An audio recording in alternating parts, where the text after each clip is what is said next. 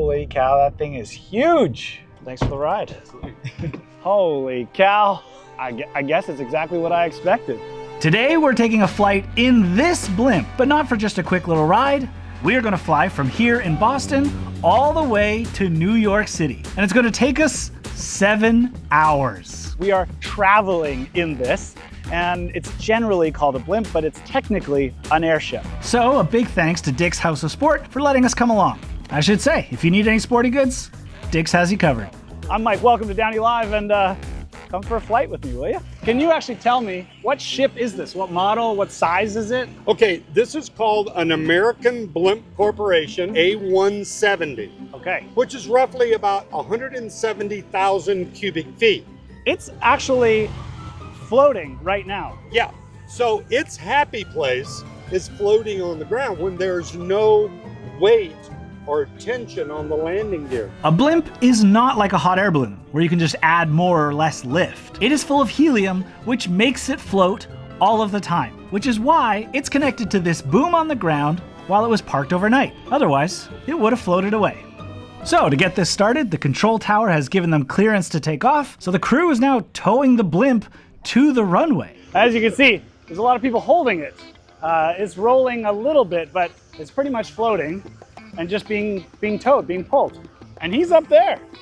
He is the one who's going to disconnect the blimp from the boom so we can float on our own. There really is a lot more that goes into this than just a big balloon with a little cab at the bottom flying around, isn't there? And this is the first thing I learned about blimps, is that they require a ground crew of about 18 people just to operate one of these. The wind is blowing the blimp off the taxiway, but that will have it pointed upwind and in line with the runway. All right, we're on the runway now. The last thing to do is to detach it from the mast. So we've got 4 guys on each set of ropes. Hold this thing in place, make sure it doesn't fly away without us on board. No pressure. Here it goes. The blimp is now floating on its own. Okay, so there goes your mobile mast. Yeah. We want to get anything away from the blimp that's going to poke a hole in it. Right. Right? So He's still up there. Oh, yeah. He's in a safety harness. That's hilarious. It's kind of a crow's nest type thing. Yeah. So here's where we're getting the ship to equilibrium. Yeah, look at that. So they got the hands off of it. So if it starts to settle down, that means it's heavy. They'll take bags off. If it's light, they'll put bags on. Okay, so let's take a walk on. Okay, let's go. All right, this is it. Welcome aboard the airship. Thank you. Yep, I got it.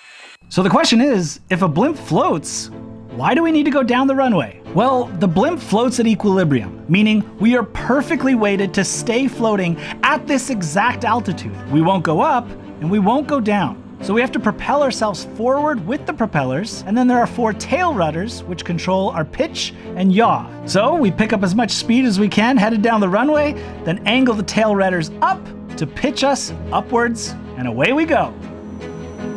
Whoa! Nice. It pulls up like a plane.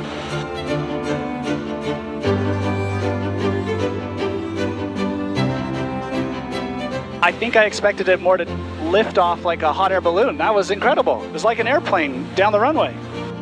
There's Boston in the distance. Wow. All green in the clear? Yeah. Nice takeoff, Florian. And ground sound with Golf.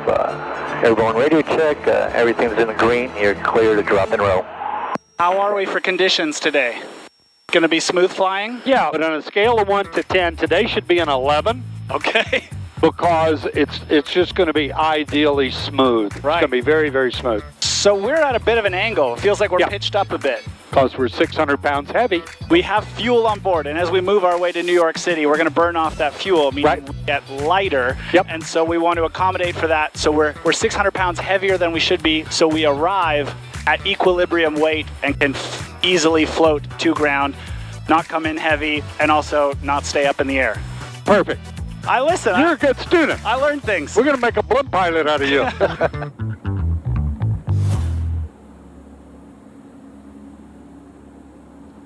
So something I just noticed by looking around here. Right. No washroom on board. No. So we will be on here for 6 to 8 hours, depending on winds and whatnot. I'll put it, no washroom. Huh? Yeah, Sky, this is Airship November 157 Lima Golf. I'm about 5 southwest of Beverly. Like to transition to Fenway at 800 feet. You're a helicopter? It's a BLIMP, airship, BLIMP, November 157 Lima Golf. So I guess the seatbelt signs are off, as they say. Seatbelt sign is off, yes. You're free to move about the cabin. I've got to say, guys, you have a pretty spectacular job so far. Wow, we really are not that high. What are we flying, 700? 700 feet, yeah. 700 foot. So that's Boston out on the left? That's it. That's awesome, yeah. Wow. I did know there was no washroom on board, so I haven't had anything to drink this morning. I went to the washroom twice. I should be good to get through the 6 to 8 hours. I really do not want to find out what happens if you don't make it. So, we'll see. Oh, my gosh. Woo! That's a drop. I might need to keep my seatbelt on. Florian's going to take us over Fenway Park today. Isn't it called Fenway Park? That's correct, yeah. Pack. So I've been told by locals. Yeah. Since the Blimp is currently promoting Dick's House of Sport, we have a couple of obvious stops in Boston. And then we've got the orange and the lime green kids down below us. We'll see if we got any kids waving at us. So if we get any reaction out. Yeah, no, he's waving. Those two kids are waving. Yeah, there you are. You in it, Bryce, yeah. Oh, yeah. That must make their day. Yeah. Okay, if you're watching this and you ever see a blimp in the air, make sure to wave. We definitely appreciate seeing you wave from up here. So like, if you could see, kind of like the brownish buildings over here to our right, that's Harvard University. Oh, that's Harvard. Yeah, that's Harvard Square, and then the university is just a little further up. The stadium is just off to our right. There's not much height difference between us and that tower right there. You might even see the reflection in the mirror. Wait, is that Fenway Park right there? That's correct, yep. Holy cow! The most famous ballpark in the country. I've actually never been to Fenway Park. I didn't expect to see it for the first time from a blimp. You're not trying to avoid crowds and fly low where it's safe. You want to be over as many people as possible. So Fenway Park would be a good place. Well, there's no game at Fenway Park today, and we have a long 6 hours ahead of us. So we're gonna go past another Dick's House of Sport location and head out of town. All right, so that's it for Boston. We're gonna head out and head south. Is that it? That's correct. Next destination we'll pass by will be Providence, Rhode Island. Providence, Rhode Island. How long until we get to Providence? Well, if we look at our GPS, showing an ETA of 1 hour and 10 minutes. You'll be ready to get off this thing, right? I don't know. I'm sold on it. Well, you know, if you're in an airplane, you're doing 100 miles an hour. You don't see the scenery that we see all the time. And it never gets boring. We have tons of legroom, and we're just cruising along at a casual pace, floating only at about 1,000 feet. Heading towards the coast means we get to take in the sights below us. This is a unique perspective. We're a lot lower and slower than a plane, so we actually get to see a lot more. And I definitely notice a few waves. And Florian, what's our ground speed? At the moment we're doing 30 knots, so we've got a bit of a headwind. We've got 7 knots headwind. Yeah. So this thing, top speed is kind of 35 miles an hour. With no wind. Right.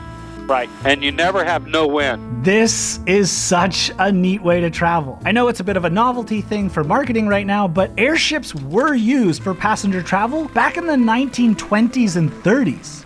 That's 100 years ago. I should say thanks again for having me on board, fellas. This has been a bucket list item for me to tick off. Oh, really? And it's been a dream so far. This flight is perfect. This is just the beginning. Don't tease me, Caesar. We're going to save the best for last. Yeah, correct. Yeah, exactly. This is the absolute coolest thing. I'm so glad these things still run. When did they really popularize? Was it the 50s or 60s? Really, after the First World War, you know, that was the kind of idea when they thought about using them as passenger transport. I mean, they were flying across the Atlantic. I mean, the first aircraft to fly around the world was an airship.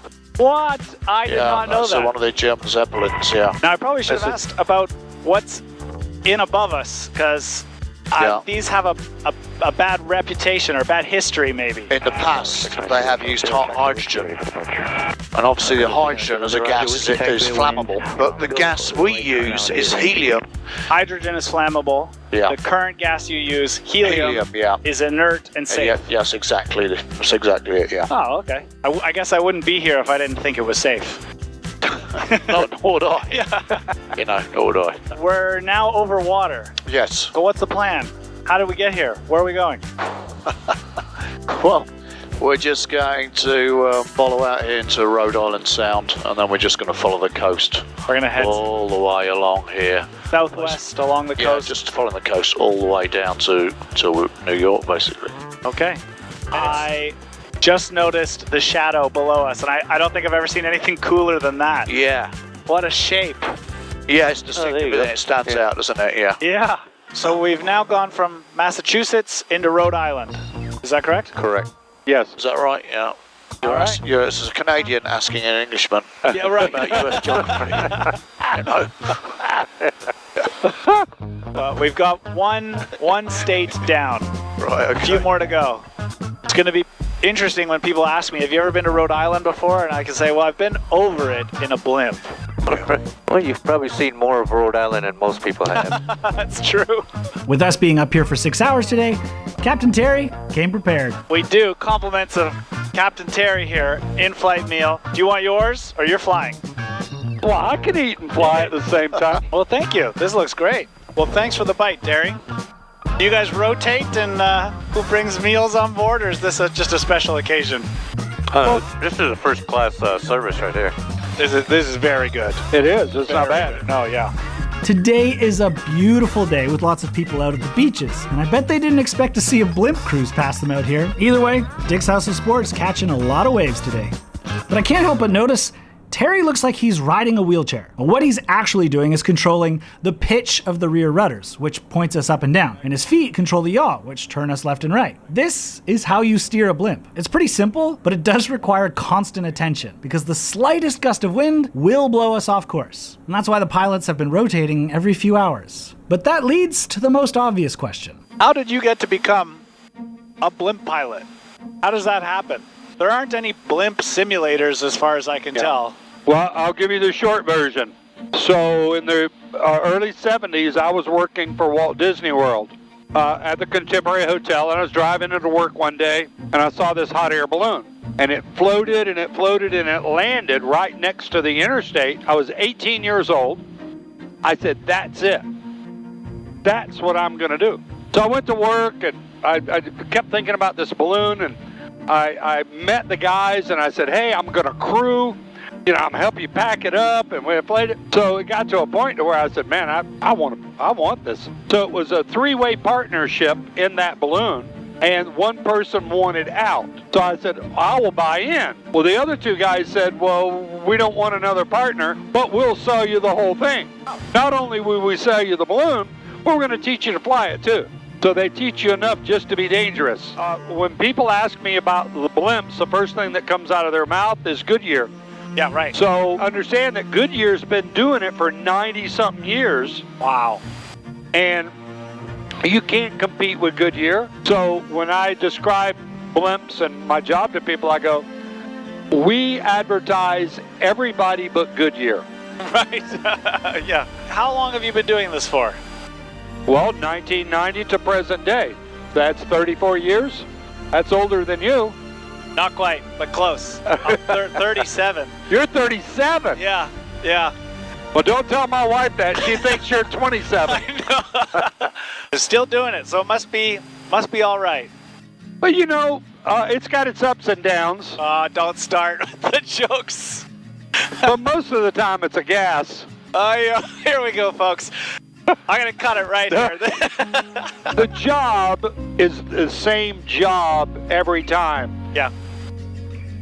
I get my enjoyment from working with guys like Caesar and Florian. If that crew is gelled and they're working like a machine, it makes it go by so much better. Yeah.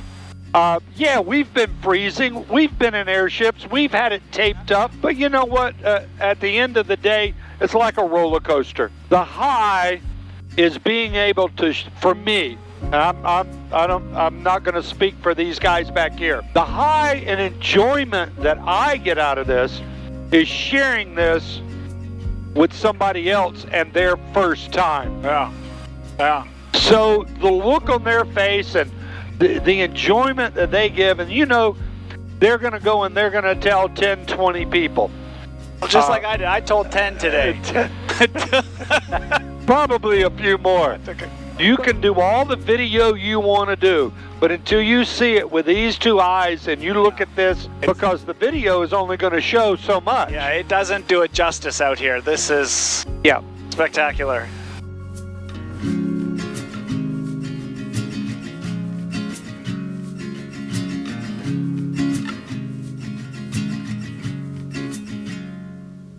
What time do we take off? 9:30? Ooh, we were in the air at 10 o'clock. Yeah. We were in the air at 10 o'clock. It's almost 4. So we've been in the air for almost 6 hours at this point, That's correct.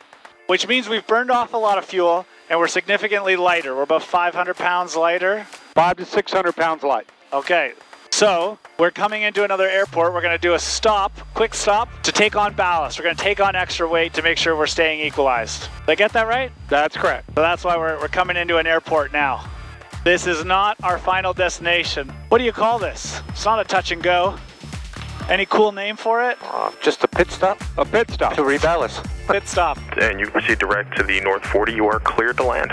Thank you, sir. Clear to land passing behind traffic on final. So you had slowed us down. Slowed us down.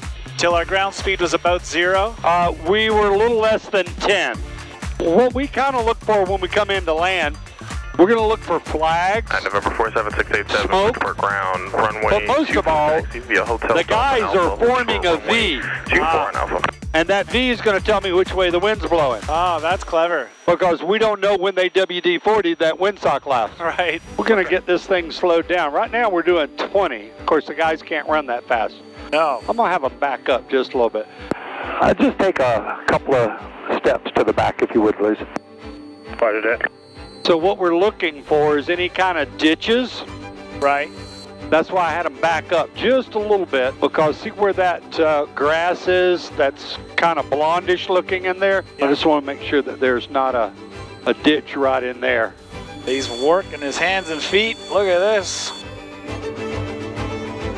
Here we come.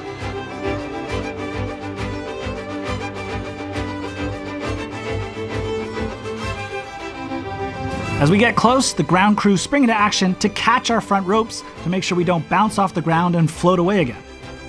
Wow. And this is where they can bring us more weight to put on board. That's to counteract all the weight of the fuel that we've burnt off so far.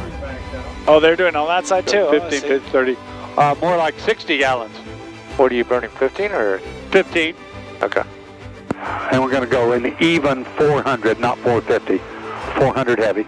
Roger that. Oh, you end up losing that superheat, aren't we? Yeah, I think so. And now that we're evenly balanced again, we're good to keep going. Entire Blimp 157 Lima Gulf, we'd like to launch from the North 40 and continue our journey to New York City. All right, Blimp 157 Lima Golf, Alpha Charlie, winds are 240 at 5. You're clear for takeoff, westbound. And we're clear for takeoff westbound. All right, 01 Romeo, just pull more of a 3-mile right base. Confirm, you said right base, 01 Romeo? Yeah, 01 Romeo, 3-mile right base, runway 24. I just got a Blimp departing off of off of the North 40. Copy that, Falcon 910, look for right base, 01 Romeo.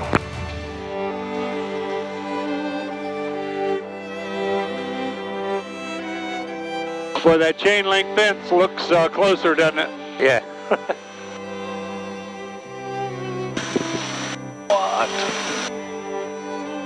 That was well done. Not too bad, huh? Too bad at all. It was a hard-working crew you guys have got. Yeah, that was quick pit stops, like NASCAR. That felt like a NASCAR pit stop. I know it's not quite that fast, but it felt that fast. This feels a little bit like home to you, doesn't it? No gators in these waters. There's your third state right there. Yeah, our third state. We've made it to Connecticut. And you have one more to go. Thanks, Terry. Just like this, with the magic of editing, we are arriving at the Hudson River.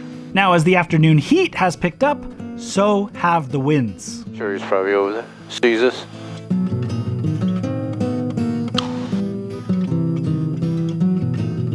Yoo-hoo! Oh, hey, this is a dive. Wow. Just a little bit high. We suddenly feel like a balloon caught in the wind. Look at that view of New York, ladies and gentlemen. This wind speed is really pushing us left now. Yeah, we're just going to get back over the river and then we'll Yeah, but pull the river down. easy. You aim straight. Yeah, so Shifting. Yeah, it's a For strong crab wind today. walking. Ladies and gentlemen, this is one of the, as you said earlier, the monumental flights that you can have in America. We're going down the Hudson River, Manhattan to our left, in an airship. That's all I have to say. I'm pretty speechless otherwise, if I'm honest. After a long day in the air, I can't think of a better way to end this flight than a scenic float down the Hudson River, past the tall Manhattan skyline. What's our altitude as we're going along right We're at 900 feet. now? 900 feet. Yeah. I mean, that tower is taller than us. Oh yeah. What a way to see the country that you guys have. What a cool way to do this. Sorry, yeah. I don't want to give anything away. What? I'll keep your secret. Trust me, I'll keep your secret, Terry. No one will know about this. It's 6:30 in the evening. We've had a full day of flying. Woohoo! Oh, yeah. Yeah, as the Canadian, all I can say is thank you, eh? Hey. 47 pounds south 6. We got the blimp in sight. Statue there. The Statue of Liberty. Now the blimp's at the Lady, 600 feet. Oh, wow. How iconic is this? Staten Island ferries. I'm just gonna say this out loud because I don't believe it's actually happening right now. We are passing the Statue of Liberty in a blimp. What a job these guys have. Look at this moment. The sun is setting. Lady Liberty right here, waving at us. Manhattan in the background. What a finish. What a finish. Hey. Well, as I always say, I'm Mike. This is DownieLive. I don't know where I'm going next, but I know I want you there with me. Thanks for watching, and thanks for these guys for having me on board. All right, now let's go find a washroom. Yeehaw! Wow! That's a good trademark you got there. That was a big...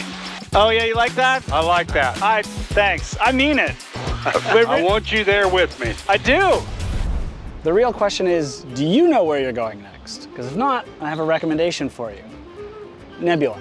Now the reason is because I have the next 2 videos already live on Nebula for you to watch right now. I took a fantastic trip to Vietnam with my sister. We went to Train Street, we slept on a sleeper train, and then we spent 2 days riding scooters out in the mountains. I don't even know where. It was a really fun trip with some difficulties, but that's for you to watch. The point is, it's up right now on Nebula. So I guess the question is, why Nebula?